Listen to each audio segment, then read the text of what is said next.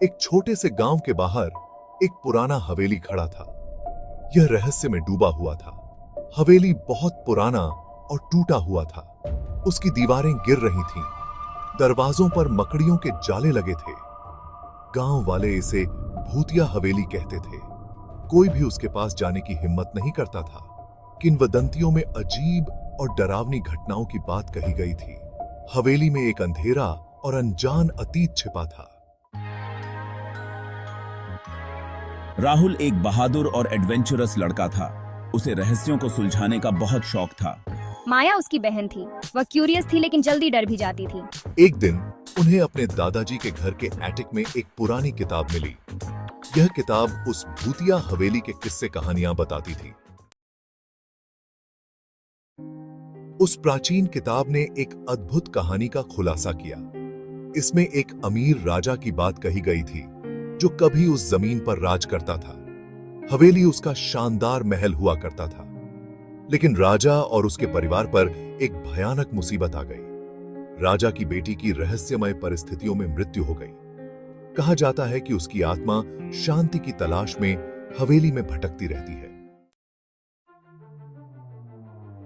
किताब के खुलासे से उत्सुक होकर राहुल और माया ने जांच करने का फैसला किया।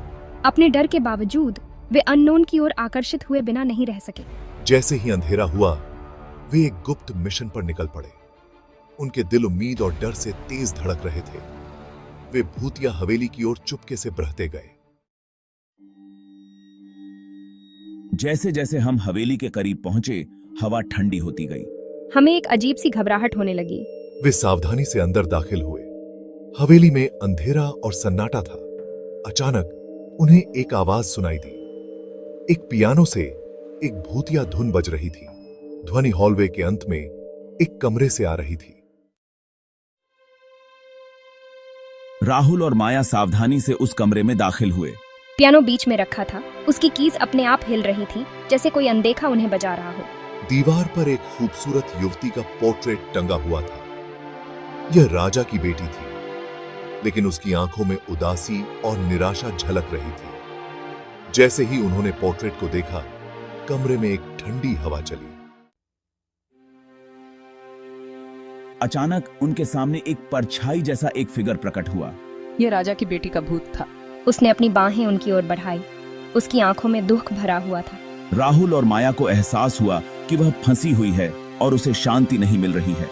उन्होंने उसकी मदद करने का फैसला किया।